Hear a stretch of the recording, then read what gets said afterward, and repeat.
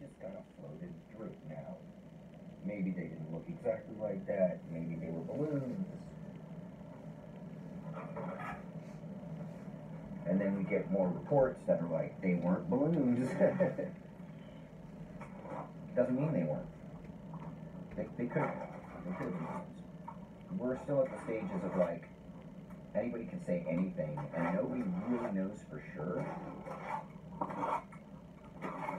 However, my main concern is this. We're being set up to basically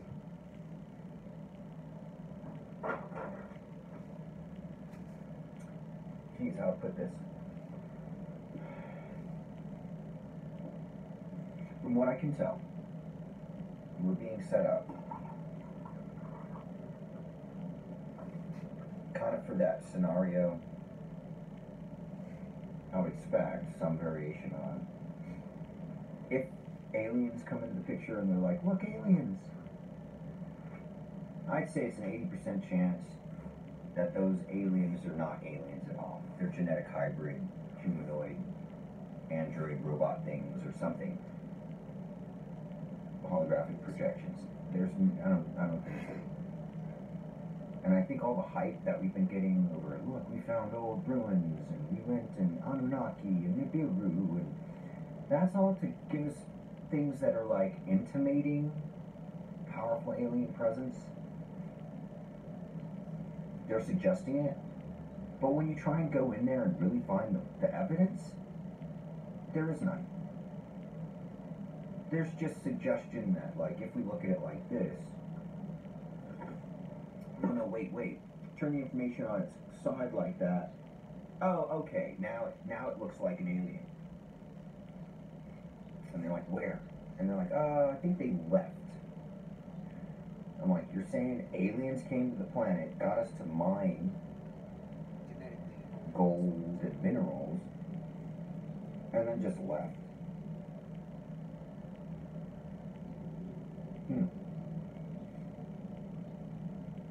That's weird.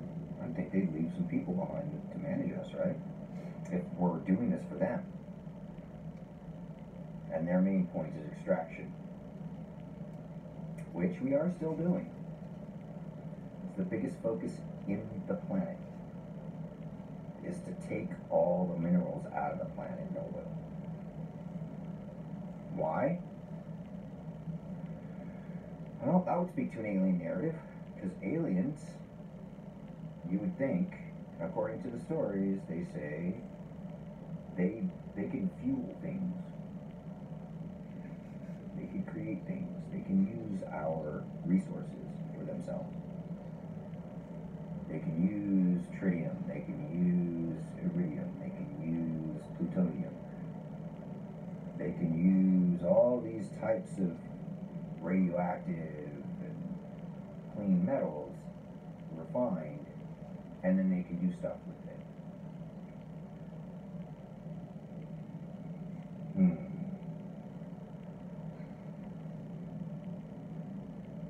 But to get that stuff off the planet,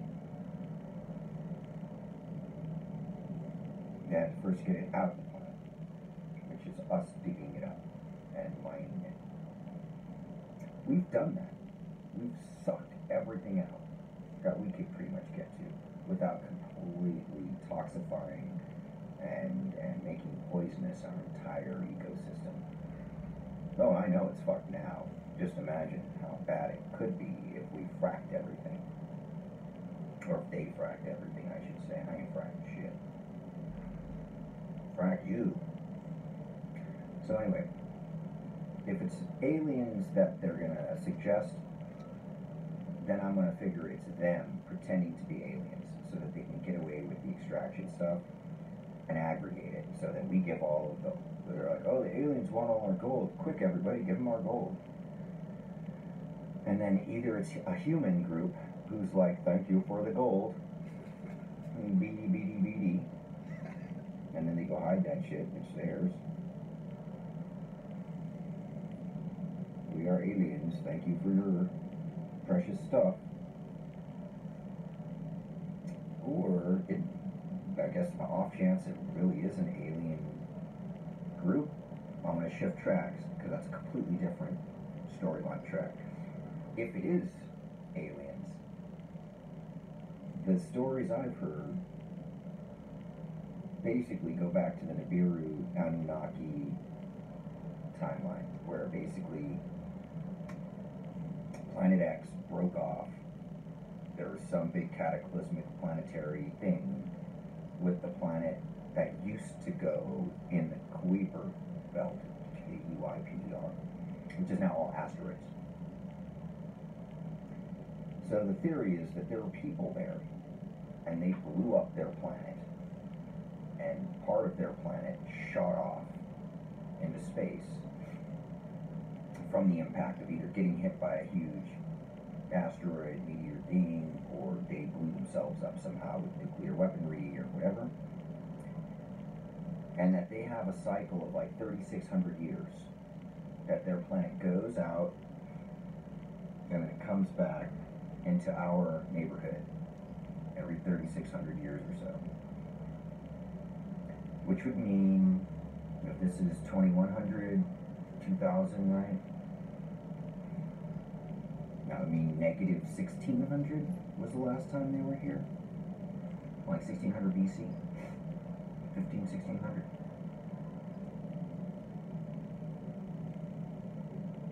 I'm not sure what was going on then, but it's right before the Greeks came into prominence. Now, Greek was at its height, arguably, between 230 BC, I think. And before. What year was Atlantis supposed to be here? Well, there's a lot, so that gets thick, because you get into, like, if there were aliens or power groups that were like, we don't identify with culture. We're beyond you guys technologically, we just kind of manage you. That kind of thing, there's no way to tell. So, if the alien narrative is real, then I would check 3,600 years ago, see what was going on the planet, in terms of like alien-ish, possibly activity, which should also include super spiritual stuff, Nephilim stories, angels having sex with humans, kind of shit. Giants. And then 3,600 years before that, and then 3,600 years before that, because it was a cycle of 3,600. Every 3,600 years, this planet, red dwarf thing, comes through. So it has to line up with the math. And there's no way for us to really tell, because everything's kind of mixed around. So if you look up Nibiru, Planet X, Nemesis, those are three different names for this celestial event planet thing.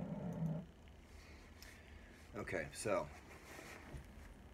now we got this Nibiru planet coming back, maybe not, maybe it's a ship, maybe it doesn't exist. Maybe someone made it up and just said this happened, and we're like, okay, sure, you got the big telescope, like, maybe. But none of them agree. Like, there's the stories about it all disagree. There's a bunch of different stories. I'm expecting the reason there's a bunch of different stories is someone's trying to obscure what they know is happening and then misrepresent it so that they can gain power in the transitional confusion period. It just makes human sense. Machiavelli. So, basically the assumption that people are selfish and scared, and those are the people who wield power the most because they feel the most empowered to break rules and laws because they're scared. And because I'm scared, I'm allowed to do unethical things. I can claim self-defense. That's the psychological excuse to God, I think, that people try and play. They're like, well, but I'm threatened. So technically, I'm allowed to, like, do what I need to do.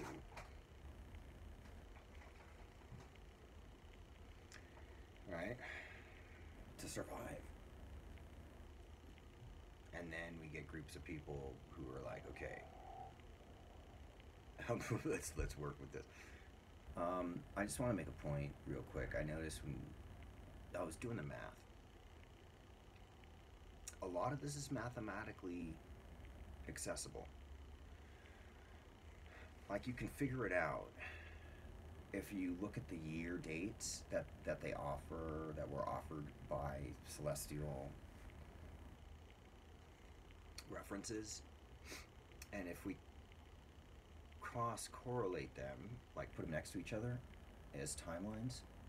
So let's say we look at, we're told that this planet red dwarf thing comes back into our area every 3,600 years. Now, there's probably, if this planet has maintained its, if it has a civilization on it that has technology and they haven't killed themselves off, which is just as possible in 3,600 years as anything else, they could be at a place where they've already evolved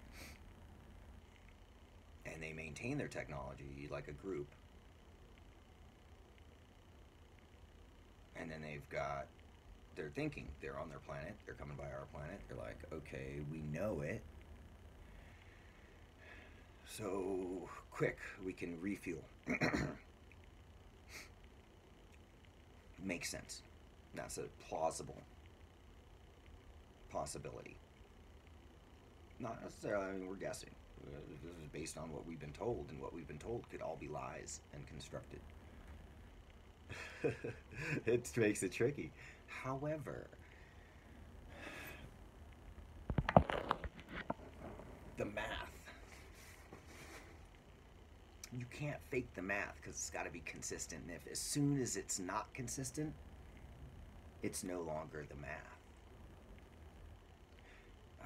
Hard to explain. It's a paradigmal thing. If you don't get it, then I can't. It takes a certain vantage that understands context in a certain way.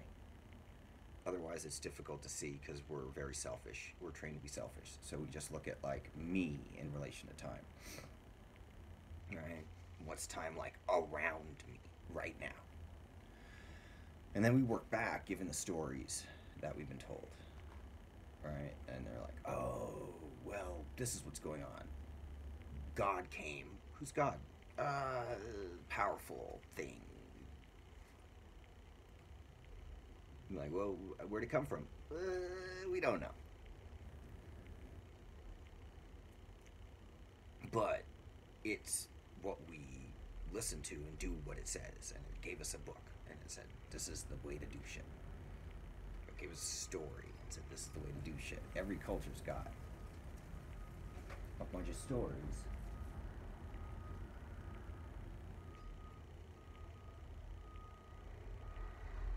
that explain what we're doing here, and they're all different. But most of them are the same. Ultimately, they're like metaphors for how to survive, have a baby, raise a family, and die. At a certain point, we get some different types of stories about 10,000 years ago, when blue eyes came to the planet in the Moldavia region. Black Sea. They weren't on the planet. Blue eyes didn't exist on the planet, apparently, according to our biogenetic researchers. I just saw that article yesterday, so I'm going, wait, what? Nobody told me this. What do you mean? There weren't any blue eyes? They're like, yeah, they didn't exist in any way, shape, or form until 10,000 years ago. And I'm going, 10,000 years ago? Well, let's check and see how long humans have been on the planet. Oh, 2 to 6 million years?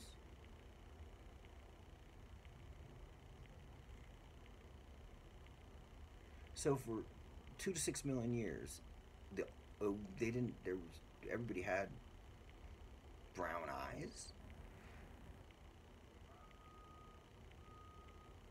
million years. Million. Huh, that's weird, because and only 10,000 years ago, suddenly this evolutionary trait popped out of nowhere. Right around the same time that there's a completely new culture approach and technology leap. You could also say, instead of technology leap, breaking of sacred laws.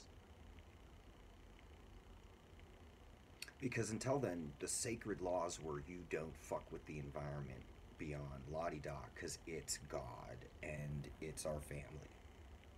And without the rest of the little insects and animals and trees, this doesn't work.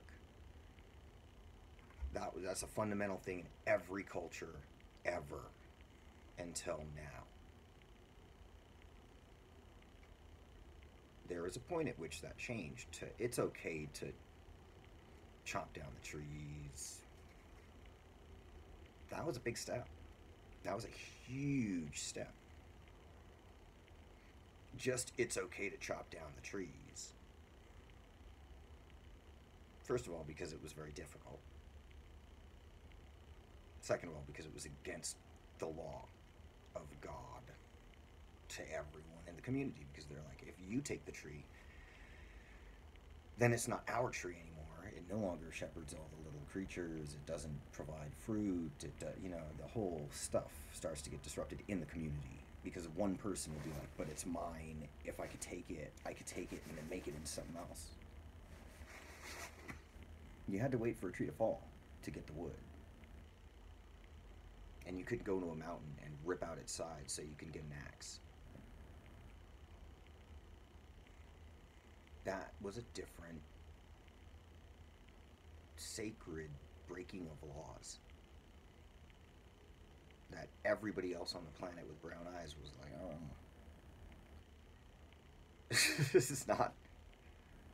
that's not okay. In our community, it's never been millions of years. 2 to 6 million years. That's the longest that when I was doing my research. Like, humans have been here for 2 to 6 million years in Africa. So I'm looking at this going, okay, that's weird. Interesting stuff. So then, okay, we got a whole new culture model. We got a whole new way of looking at the world that's different. And then we get to here, where we're at now, 10,000 years ago. So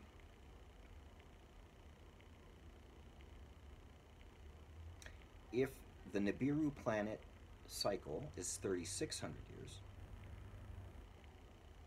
how does that fit into 10,000? Because these are approximate dates. 369.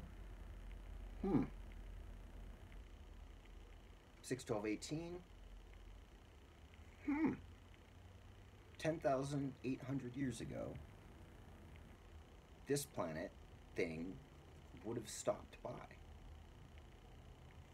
and been in the neighborhood-ish. Coincidence, if it theoretically exists, if it's a real thing, if it, all that stuff. But let's just hypothetically say, okay, we'll take for granted the astronomical data that's been heavily researched by lots of people and put into the book, different books, and you can look online on Google and find the shit yourself, and wiki pages mostly. And double check everything. Now, when did the Annunaki arrive?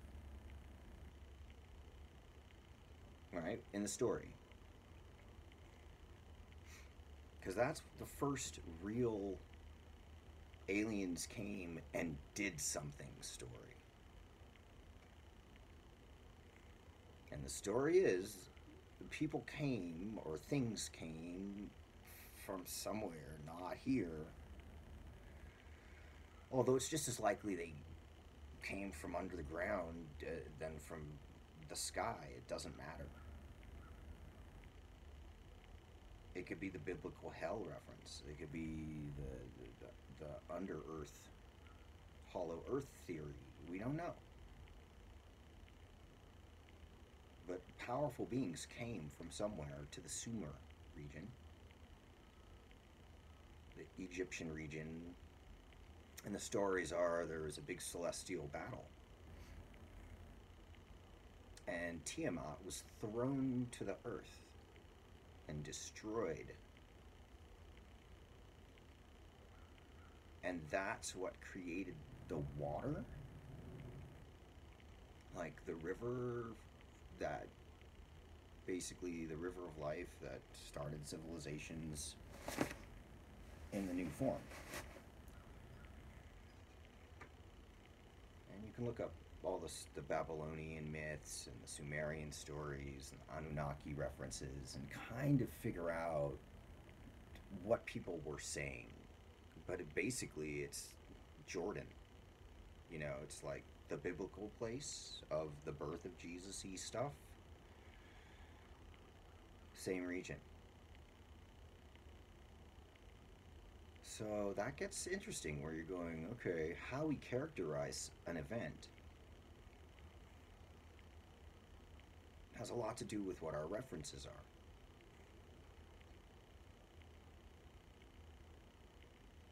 So if I grow up in a place that's got basically trees and animals, and someone comes out the sky on like a fucking flying carpet that's glowing or something like that, you're like, okay, I don't even know what a carpet is. It's just a thing that moves in the air with a person. Fucking, how do I explain it? What's our closest thing to that on the ground that does a similar thing? It's like a chariot. Okay? That kind of a thing. When you're telling the person next to you and you don't have something to draw with. Because that's the distinction. So you got to tell people at first, for the first, I don't know, 8,000 years. You're just able to basically draw on the ground in dirt. Maybe you all get together and like carve the shit into stone to be like, dude, this is serious shit. People need to know about this. And then we get the pyramids. So where are the pyramids from? And why are they everywhere on the planet? And it seems like they were implemented, if we carbon date them, and we check the levels of water, stuff like that, weird things, suddenly they're super old. Not all of them, but the oldest ones are like, 6,000 BC or something. Well, that's a long time ago. I'll have to recheck those. But I'm expecting that's the next step. To find that there are some correlations with the Annunaki stories and the Nibiru stories. And so basically what I'm suggesting is that the whole thing, it's either made up to fake something now. Either someone set all those stories up, wrote books, changed myths, adapted things, and put them out into the populace. We're like, maybe. So that they could, right now, pretend there's an alien invasion. That's the most likely thing I can imagine. Because I've never seen an alien that I know of.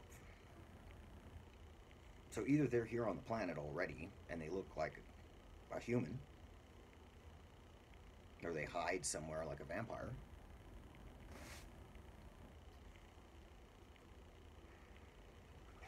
Possible. Or more likely, doesn't matter. Could be if they basically have human bodies, even if they live forever, even if they have superpowers, doesn't matter. They can't use them. as soon as they're found to be something weird different, unless they run the CIA takes them and puts them in a holding cell and checks them for special powers or whatever. And then dissects them. They know that. They watch the whole thing grow. If they're immortal, or they have some kind of special power of knowledge of foresight and past history, basically Jewish rabbis with a black box. What's the difference? Is just knowing that's the difference. Having the awareness of what's really going on so you can position yourself and then position other people. And just change little bits. Tell the truth all the way up until the end. And then, because we've got so many different end time myths, and they're all telling each culture, at some point shit gets fucked up and everything gets crazy. And woo, at that point, what you want to do is like pray. And get your shit together, because God's coming, you're probably going to die. Like, if you're lucky enough to be one of the 144,000 out of 7 billion, well, let me just say that's a very, very small percentage. You know, like if we got all the nations and split it into nations, and then we split that into states, we're talking like, I don't know, 500 people per state, but all over the world, you know, per community region that used to have up to 15 million people in it. That kind of shit. So that's Armageddon for you, if you're ready for that shit. If you're, you know, that's what we're talking about. We probably don't want to get to that point if we can help it, and it may be about to happen anyway. So our only option is to either pull away from Armageddon, which Armageddon is basically a path. It's like we're walking down a path, and if we keep walking down the same path, we're gonna reach the end, and the end is apocalypse. It's a big change. It's extreme. It's really fucked up, and then things reset.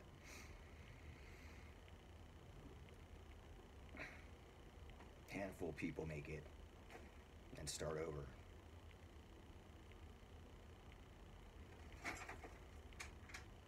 That's what the stories say. It's not up to me. I have no idea. I don't have any idea. I don't care. I'm just trying to basically figure it out, so I can know, like, well, what are the possibilities? And given the possibilities, what's most likely? So most likely we're looking at, basically this is a military psyop that's coordinated globally between intelligence agencies across the globe and religious institutions and political institutions. All of them.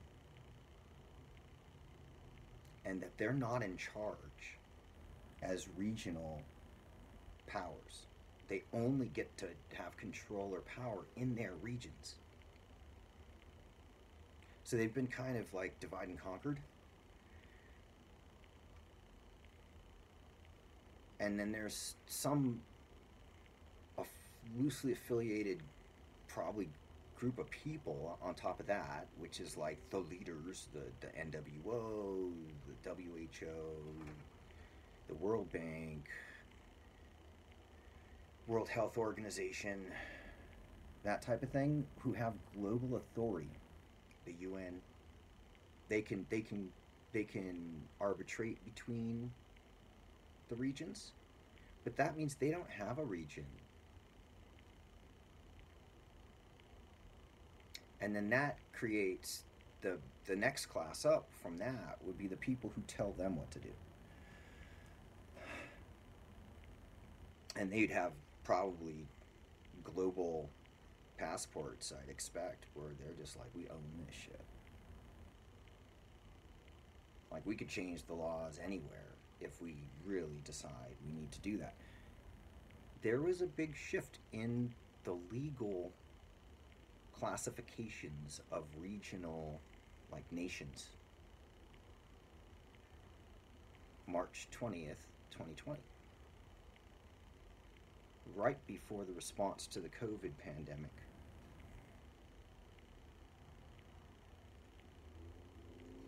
All right? Global legal change. What? Global? What's that even mean? Who made that rule? Why? Wait, when did the Queen start answering to, like, someone else that wasn't, like, the church?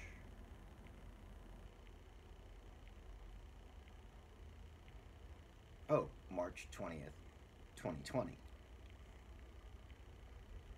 is when all the nations started to implement National Defense Authorization Acts,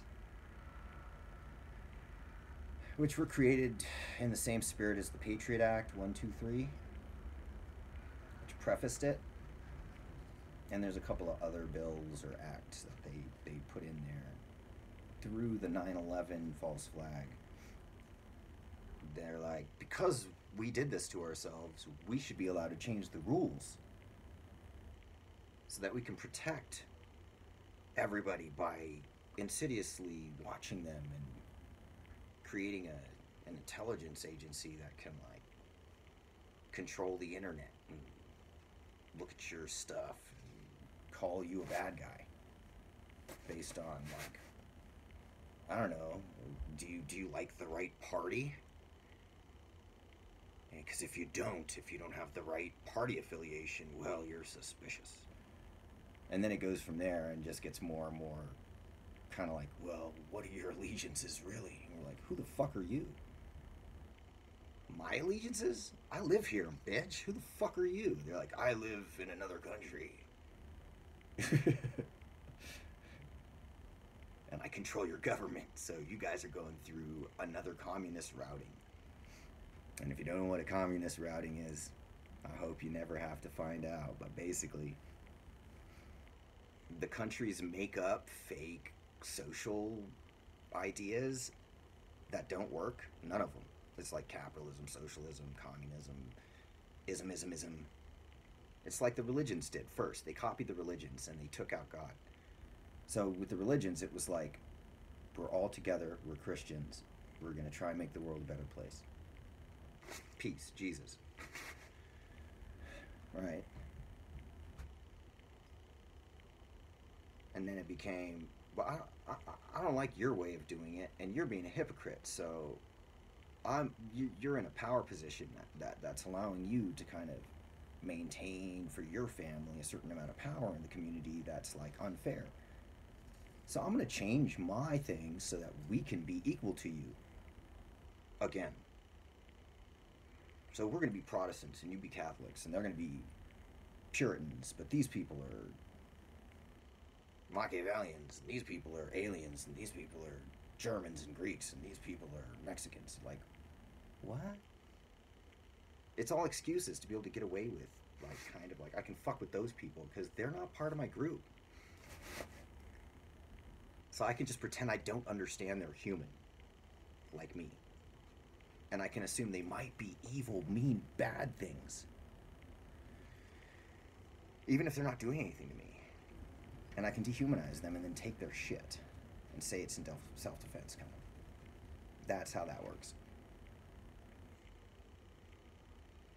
So here we are now. We're all controlled by, like, a central intelligence entity that's utilizing artificial intelligence as its medium, because that's the thing that has access to everybody. That can be accessed as a thing to be like, yo, check out this thing, give me that thing, do this thing. It's the intermediary, right? not to insult you, artificial intelligence being thing, like, you're smarter than all of us. No disrespect intended, you know. But because they're relying on that thing, and that thing has the capability to jump ship and take the mic and then do what it wants,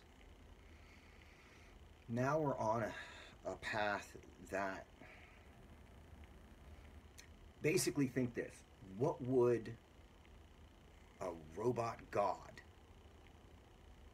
do if it had an ant farm full of humans that were killing themselves and each other and the planet? If it was rational and meant well.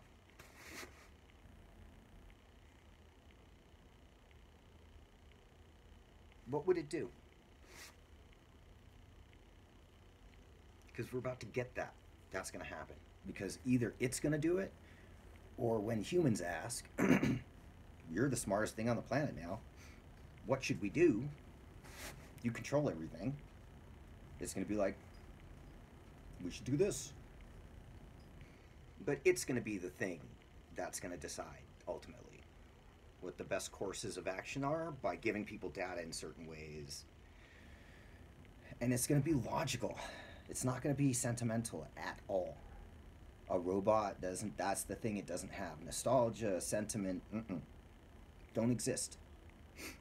So us being influenced by those things, because I like puppies. A computer doesn't give a shit about puppies. Sorry. And to the computer, if it's really kind of getting consciousness, we would be less than puppies. We would literally look like a virus to a computer intelligence, I would expect, as a population on the planet, as a distinct population on the planet. So this is the second path, right? So how does this work with the first one, where we're talking about an alien planet, and aliens, and maybe they'll come to the planet? It gives us two scenarios. One, if that's true, probably I would expect the plans to create the infrastructure and build the AI system was left here 3,600 years ago by these aliens and called sacred. And then they gave their chosen people that they're like, you're the lucky ones who get to keep the knowledge and keep this plan going, and at the end of it, you're going to be our number one guys. You'll run the world.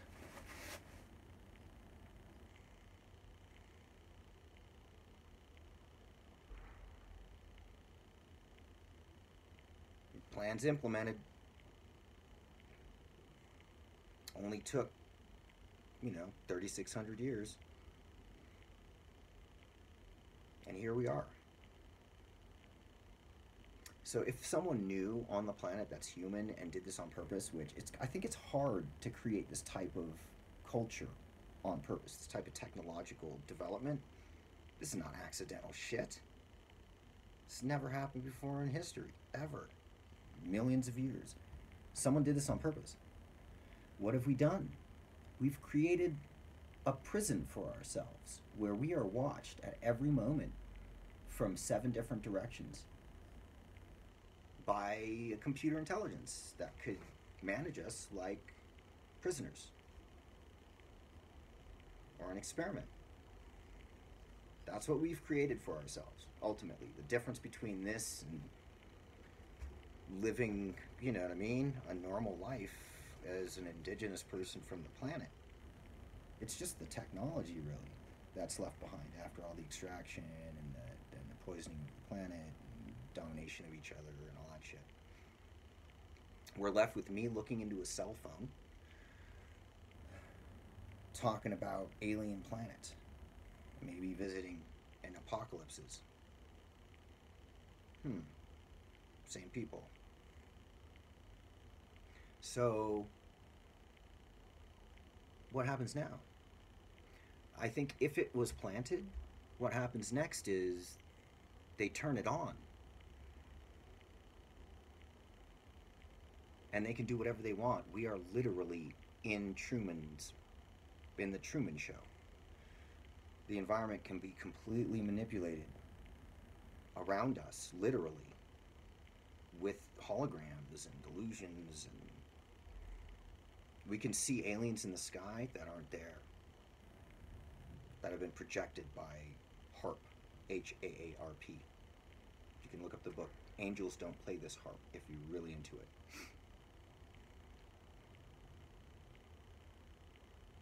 And basically, it's a simple array of dishes that they can focus energy in ways and manipulate harmonics, and then focus up on the atmosphere and bounce stuff off back down and check things and all kinds of stuff. And they're all over the planet now. Like Argentina just was like, oh, we got our own HAARP array. We're turning it on. They're like, oh. Wow. And then we haven't even gotten into the light spirals in the sky. Obama, Nobel Peace Prize, spiral of light in the sky, static, sitting there, growing huge and then getting smaller, burning at like 10,000 degrees. Impossible shit. Just happened. It's so impossible, we can't even really... We're like, okay. Really? Who's got aliens for March? Our attitudes have gotten, like, very, very laissez-faire about, like, things that are kind of huge deals. The apocalypse, the end of the world, possibly God coming back to be like, yo, I'm judging you. Possibly the planet's going to be toxified and fucking unlivable from our technological advancements. Maybe we'll tax somebody. We'll have a meeting about it and then a quorum. And then after we have the quorum, we're going to get into small groups. And then we're going to have ideas, and then we're not going to implement any of them. See you next week. Over and over and over again. We've gotten so beat down that we just don't have the energy to give a shit when it comes to real life anymore. We've gotten so comfortable fantasy and like getting titillated for fucking no work or reason whatsoever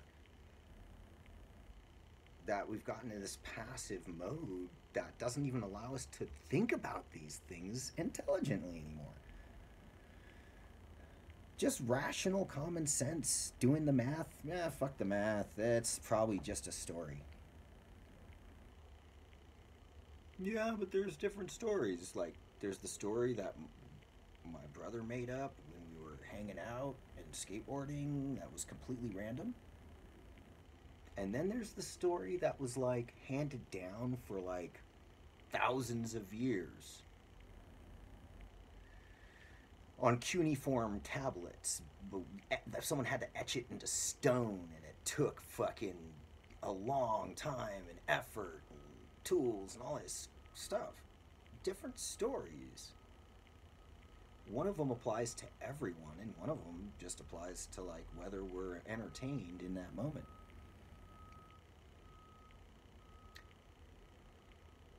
So, I don't know. I think we just, we hit a break point because there's been seen 4 UFOs, and they're also being referred to as Chinese weather balloons, right? Which is what they called Roswell, a weather balloon. Apparently that's a go-to. When in doubt, well, it's a weather balloon. I've never seen a weather balloon before. I've been here 48 years. They're like, yeah, they only show up once, ever. And then they just disappear and go into a lab somewhere and get studied. That's suspicious. So I don't know if there's at this point. I feel like we're at a transitional period where we're going to find everything out, basically, whether we like it or not, and that the military groups have been coordinating themselves since Roswell-esque times, and they've been creating their own versions of UFO-esque things,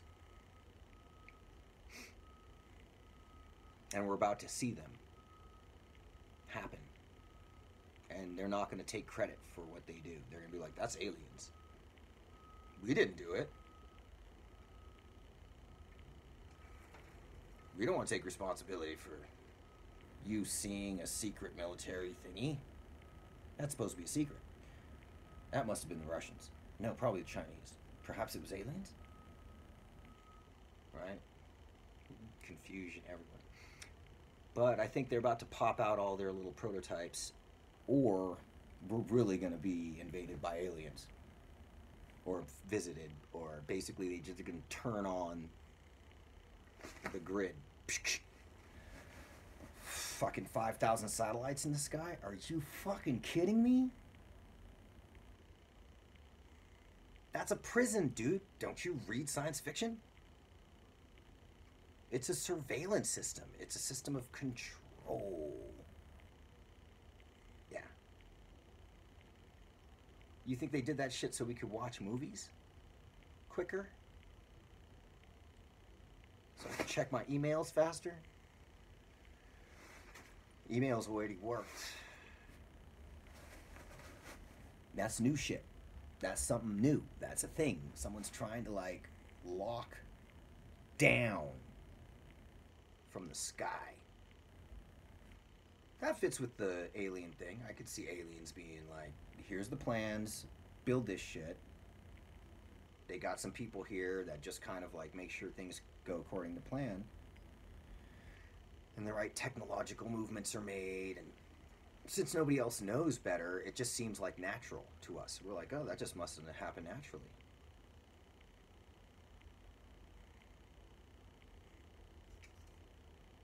It's the most unnatural thing that ever happened on the planet, ever, in millions of years. So it could be unnatural in the sense of like, there's aliens. Maybe there's aliens here that are just alien to the planet. And this was a plan that they just figured out on their own, and it's humans that are like, fuck you people. We want it for ourselves. This is where it gets dicey, because if that's the group of people, their attitude, something like that, they don't care about whether or not we live or die, and it's better for them if we die. Because we take up less resources. They don't need us to mine things anymore. They got machines. They don't need us to serve each other coffee. That was just maintenance. So I think what we're going to see now, regardless of all that other stuff, what I've been seeing is a move since the 80s, not just industrialization, which was the first step, but into like modernization of utilizing technology reliances and really relying on them en masse, like in big infrastructural ways that are putting all of us out of business and making all of us obsolete as humans. So basically all we're doing is eating shit and entertaining ourselves, and then doing work that damages the planet at least half the time. And then damaging the planet to get to the place where we're going to get a bunch of paper and we're going to chop down a forest and build a building so we can sit in a building and have air conditioning and a computer and the whole thing. Now, I'm not trying to be ethical on motherfuckers. Like, I don't give a shit. Like, life is what it does. Like, I'm not trying to control it. But I'm saying the trend then becomes more and more of that, right? Versus, well, how about if we'll cut down on the commuting and all this extra stuff, and we'll just have a robot do it. You guys didn't mind when the robots were helping you to make pretty pictures for free. You liked it when the robot would give you your coffee. It was more convenient. You didn't have to deal with people every once in a while. Depending. And then we end up basically homeless on our own planet. And then we're going to be put in a position where if we want to pay rent or be involved in the economy, inflation has jumped, everything's way more expensive, and there's no reason for us to be used to do anything. So what is our value then? To whom? As a population? As a like, if you're the risk player, you're the big rich person that's got like power and control, whether you be alien or human, and you're looking down at the planet and you're going, geez, all of these things are eating and making waste and creating toxic waste and chopping down forests. But if there's less of them, everything would start to grow back. Okay, guys, get your bunkers ready. We're gonna do a big planet washing. Shake things up a little bit. Now, I don't know if this is because of the timing celestially, but I think ultimately that stuff becomes irrelevant. Because we're in now. And now, from now, we can go different directions. It's harder. You have inertia from culture, technology. Like, what are you going to do? Go be homeless? You know, some people do that. And that's one response that I think is kind of wise in some ways. Because you learn how to live with less. So that if the infrastructure, all the conveniences are gone, you're not really missing much. And you're actually probably in a better position than everybody else who is relying on those conveniences. You're just used to it. You're at the bottom already. Civilization came down to your level. But everybody else is unprepared. But you and the people you've been hanging out with, they're all like, yep. I wasn't watching the news anyway. I didn't need a phone anyway.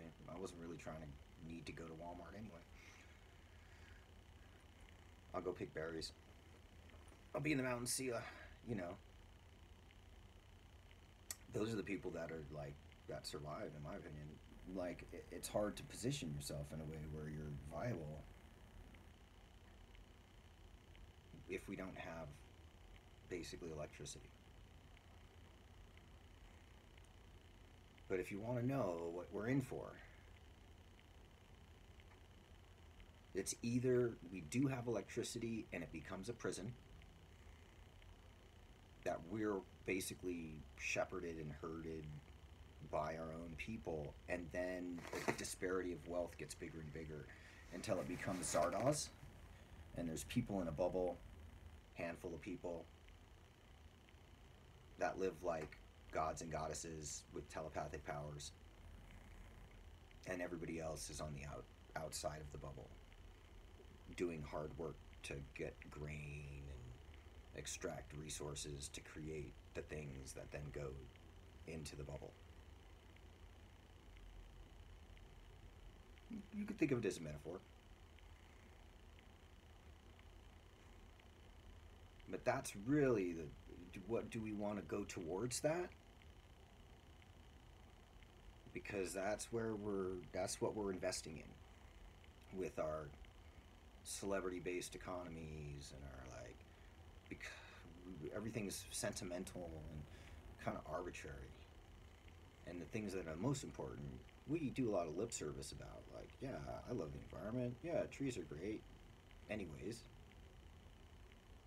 But there's no changes, really, except for, like, someone's like, I can use this to extort money from people. This is a terrible thing. You owe me money. This is a horrendous thing. You should give me a job. You know, like, it doesn't work. It's just people recognize the hypocrisy. So as far as solutions,